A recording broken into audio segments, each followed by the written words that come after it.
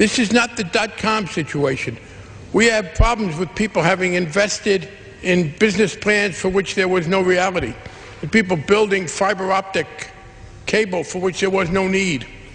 Homes that are occupied may see an ebb and flow in the price at a certain percentage level, but you're not going to see the collapse that you see when people talk about a bubble.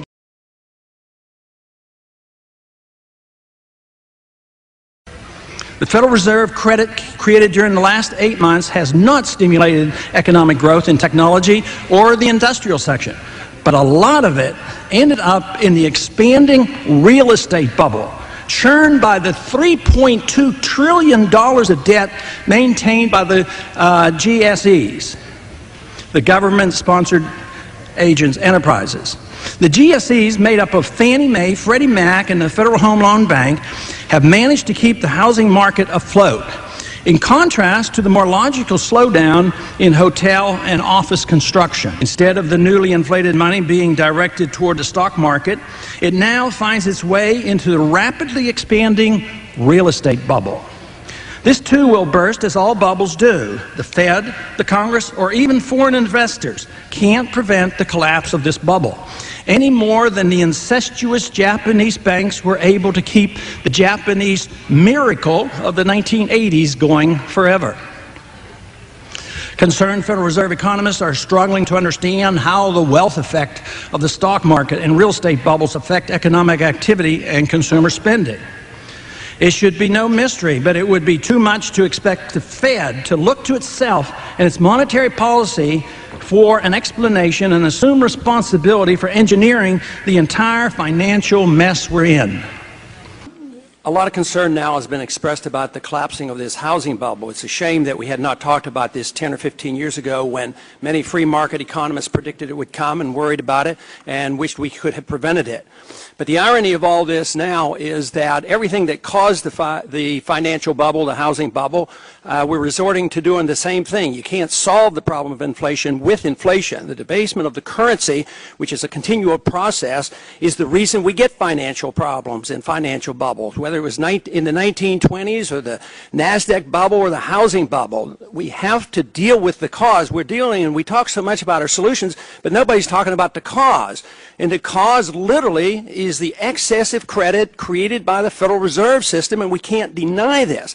And then we add fuel to the fire by credit allocation. We come in with the CRA, the Community Reinvestment Act. We come in with insurance by the FHA. We come in with the GSEs and the line of credit and the guaranteed implied bailouts. And then when the collapse comes, all we have, what do? We ask for more regulation, more credit, more debasement of the currency.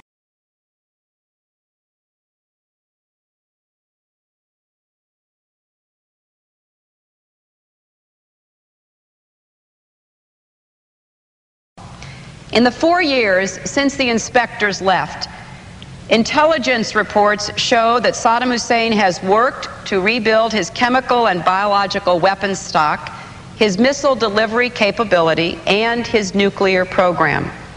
He has also given aid, comfort, and sanctuary to terrorists, including al-Qaeda members.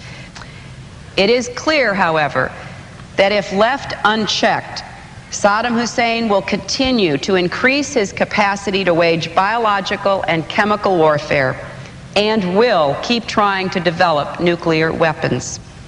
Should he succeed in that endeavor, he could alter the political and security landscape of the Middle East, which, as we know all too well, affects American security. This is a very difficult vote. This is probably the hardest decision I've ever had to make. Any vote that might lead to war should be hard, but I cast it with conviction.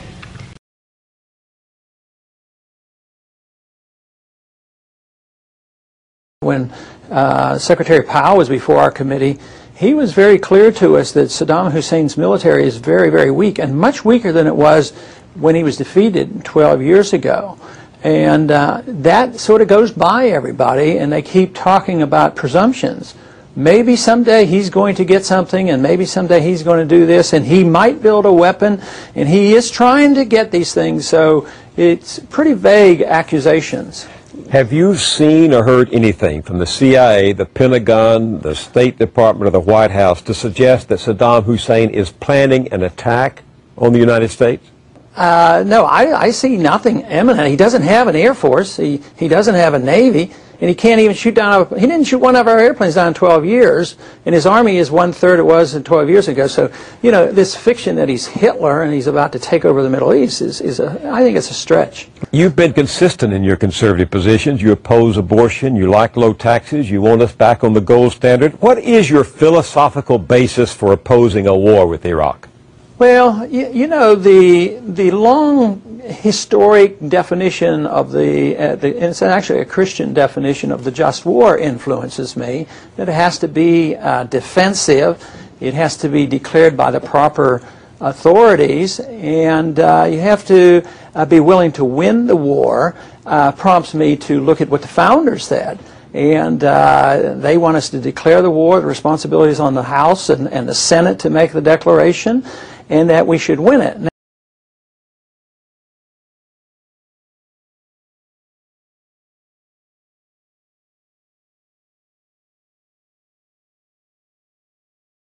If you were president and you knew that bin Laden was in Pakistan, you knew where, would you have U.S. forces go in after him?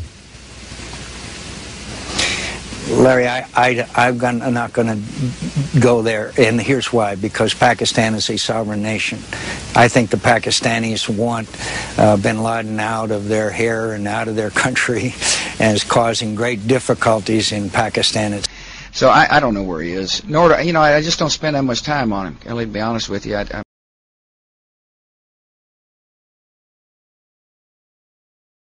We gave the president authority to go into Afghanistan, and here we have Osama bin Ladin in Pakistan. They have nuclear weapons, and we're giving them money.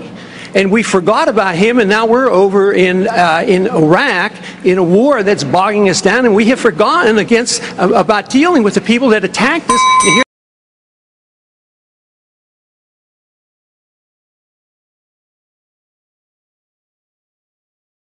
the Congress and the President will shift radically toward expanding the size and scope of the federal government. This will satisfy both the liberals and the conservatives. Military and police powers will grow, satisfying the conservatives. The welfare state, both domestic and international, will expand, satisfying the liberals. Both sides will endorse military adventurism overseas. This is the most important of my predictions. Policy changes could prevent all of the previous predictions from occurring. Unfortunately, that will not occur. In due course, the Constitution will continue to be steadily undermined and the American Republic further weakened.